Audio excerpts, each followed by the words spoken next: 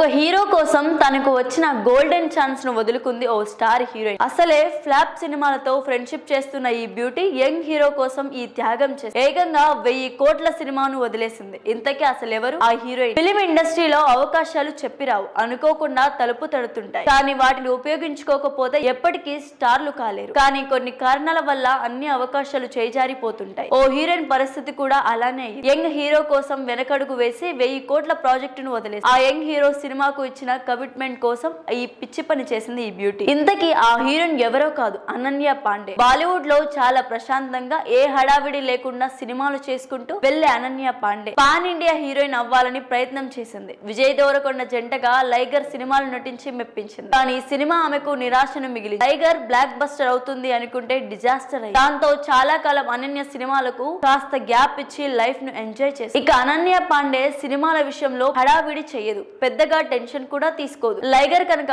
Block buster hit అయి ఉంటే Ananya Pandey range మరోలో ఉండేది. అయితే అనన్య పాండేకి మరో గోల్డెన్ ఆఫర్ కూడా వచ్చిందట. బాలీవుడ్ లో స్టార్ డైరెక్టర్ నుంచి భారీ బడ్జెట్ సినిమాల ఆఫర్ వచ్చిందట. ఈ సినిమాను 1000 కోట్ల కలెక్షన్స్ టార్గెట్ గా తెరకెక్కించాలి అనుకున్నారట. ఆ దర్శకుడు ఎవరో కాదు, బాలీవుడ్ లో స్టార్ డైరెక్టర్ ఇంతియాజ్ అలీ. ప్రేమ కథలు తీయడంలో ఈ దర్శకుడి తర్వాత ఎవరే? యంగ్ స్టార్స్ ఒక్కసారి అయినా ఇంతియాజ్ తో కలిసి పని చేయాలి అని అనుకుంటారు. ఆయన ఓ భారీ పీరియాడికల్ మూవీ చేయాలి అనుకున్నాడట. అందులో హీరోయిన్ గా అనన్యను తీసుకోవాలని సంప్రదించాడట. అసలే ఫ్లాప్ సినిమాల మధ్య ఇబ్బంది పడుతున్న అనన్యకు ఇది గోల్డెన్ ఆఫర్ అనే చెప్పాలి. కానీ అనన్య పాండే మాత్రం బాలీవుడ్ యంగ్ హీరో కార్తిక్ ఆర్యన్ కు సంబంధించిన సినిమాను కమిట్ అయి ఉందట. దాంతో ఇంతియాజ్ సినిమాకు ఆమె సున్నితంగా తిరస్కరించిందని టాక్. చిన్న సినిమా అయినా పెద్ద సినిమా అయినా ఒక సినిమా కమిట్ అవ్వడంతో పెద్ద సినిమాను కూడా వద్దనుకుందని తెలిసి అనన్య పాండేపై ప్రశంసల వర్షం కురుస్తోంది. ఏది ఏమైనా ఈ వార్తలో నిజం ఎంతుందో తెలియదు, కానీ అనన్య 2 సార్లు గోల్డెన్ ఛాన్స్ ను మిస్ అయిందని మాత్రం చెప్పవచ్చు.